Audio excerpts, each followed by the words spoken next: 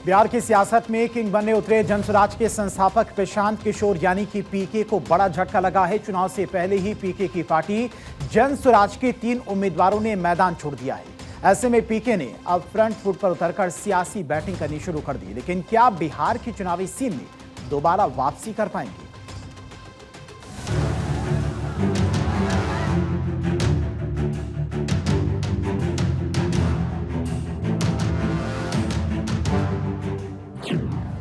पीके के 3 उम्मीदवार चुनाव से पहले छोड़ा मैदान।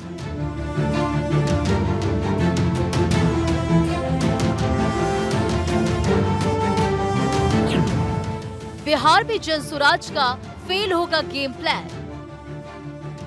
बिहार विधानसभा चुनाव का सियासी मिजाज हर पल बदल रहा है। चुनावी रणनीतिकार से सियासी पिच पर उतरे जनसुराज के संस्थापक प्रशांत किशोर ने 3 साल से जमीनी स्तर पर मशक्कत और सूबे की पदयात्रा कर बिहार चुनाव की तैयारी की। जनसुराज ने सूबे की सभी 243 सीटों पर आन बान शान के साथ अपने धुरंधर उम्मीदवार उतारे, लेकिन चुनावी रण में जोर आजमाइश से पहले ही पीके की पार्टी के 3 उम्मीदवार मैदान छोड़कर भाग खड़े हुए। इस तरह से जनसुराज अब 240 सीट पर ही चुनाव लड़ रही है। जनसुराज के उम्मीदवार अखिलेश कुमार उर्फ मुतूर शाह दानापुर सीट से नामांकन दाखिल नहीं कर सके। इसके अलावा गोपालगंज में डॉक्टर शशि शेखर सिन्हा ने नामांकन दाखिल करने के बाद अपना नाम वापस ले लिया। ऐसे ही ब्रह्मपुर सीट से उम्मीदवार डॉक्टर सत्य प्रकाश तिवारी ने 3 दिन तक प्रचार करने के बाद अपना नॉमिनेशन वापस ले लिया। जनसुराज के 3 उम्मीदवारों का चुनाव मैदान से बाहर होना प्रशांत किशोर के लिए बड़ा सियासी झटका माना जा रहा है। इससे पहले प्रशांत किशोर खुद चुनाव लड़ने से पहले ही इनकार कर चुके हैं और अब उनके 3 कैंडिडेट के चुनावी पिच छोड़ने के बाद कश्मकश की स्थिति बन गई है। ऐसे में पीके ने सोमवार को प्रेस कॉन्फ्रेंस कर बिहार के चुनावी सीन के बारे में दोबारा से अपनी वापसी का दांव चला है। एक कहावत है, खिसियानी बिल्ली खंबा नोचे। ऐसा ही कुछ हाल बिहार चुनाव में भी देखने को मिल रहा है, क्योंकि पीके यानी कि प्रशांत किशोर ने अपनी पार्टी के 3 उम्मीदवारों की नामांकन वापसी को लेकर बीजेपी पर ही आरोप लगा दिया है। पीके ने कहा कि इसके पीछे बीजेपी का हाथ है। इसके साथ ही पीके ने केंद्रीय गृह मंत्री अमित शाह और केंद्रीय शिक्षा मंत्री धर्मेंद्र प्रधान पर उनके उम्मीदवारों को नामांकन वापस लेने के लिए धमकाने का भी आरोप लगाया है। देखिए, ये है भारत के गृह मंत्री, ये भारत के गृह मंत्री हैं अमित शाह। अमित शाह जी हैं भारत के गृह मंत्री और साथ में है धर्मेंद्र प्रधान जो भारत सरकार के मंत्री हैं और भाजपा के यहाँ चुनाव के अधिकारी हैं, प्रभारी हैं। देखिए आप लोग, आचार संहिता की बात होती है, वोटरों को डराने खरीदने पर आचार संहिता लागू है, लेकिन सामने का जो उम्मीदवार है उसको भारत के गृह मंत्री अपने साथ खड़ा किए हुए हैं, पूरे दिन बैठाए हुए हैं ताकि वो नामांकन भी ना कर सके। ये है भाजपा के चाल चरित्र चेहरा। ये देखिए भाजपा का चाल चरित्र चेहरा। और बता रहे हैं ट्विटर पर बैठ के कि जनसुराज के उम्मीदवार भाग रहे हैं। आप बताइए, कोई साधारण व्यवसायी जो राजनीति करता है उसको भारत के गृह मंत्री अगर बुलाकर अपने साथ बैठा ले तो उसके पास क्या विकल्प बचेगा? ब्रह्मपुर सीट से नामांकन वापस लेने वाले सत्य प्रकाश तिवारी को लेकर प्रशांत किशोर ने एक फोटो जारी की, जिसमें तिवारी धर्मेंद्र प्रधान के साथ उनके घर पर दिख रहे हैं। उन्होंने कहा कि ये दबाव का साफ प्रमाण है। उधर प्रशांत किशोर ने साफ साफ शब्दों में कहा कि जनसुराज ने सभी 243 सीटों पर उतरने का निर्णय किया था, जिसके चलते सभी सीट पर उम्मीदवार उतारे गए थे। जनसुराज के 3 उम्मीदवारों पर एनडीए ने चुनावी मैदान छोड़ने का दबाव बनाया, जिनमें से 2 उम्मीदवारों पर बीजेपी ने और 1 सीट पर जेडीयू ने प्रेशर बनाने का काम किया।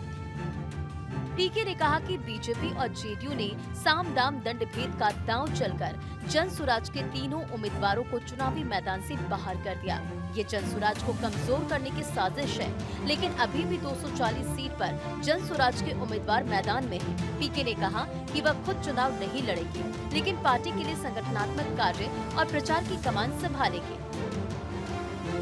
एक वोटर को आप पैसा देते हुए, डराते हुए अगर दिख जाए तो आप पर इल्जाम लगता है कि आपने आचार संहिता का उल्लंघन किया। और यहाँ भारत के गृह मंत्री और केंद्र में भाजपा के मुख्य मंत्री धर्मेंद्र प्रधान खुलेआम जदयू जन स्वराज के प्रत्याशी को अपने साथ, अपने साथियों के साथ, दल बल के साथ घेरे हुए हैं और इस पर कोई प्रतिक्रिया नहीं है।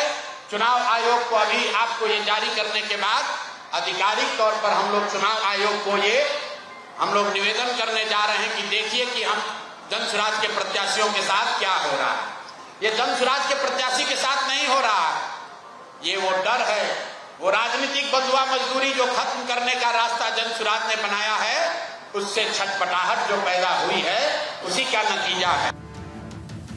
जाहिर है कि पीके अपनी सियासी रणनीति में बदलाव करते हुए अब बीजेपी से आर पार के मूड में नजर आ रहे हैं। पीके की कोशिश बिहार चुनाव को त्रिकोणीय बनाने की है, जिसके लिए उन्होंने बीजेपी को सीधे टारगेट करने का प्लान बनाया है।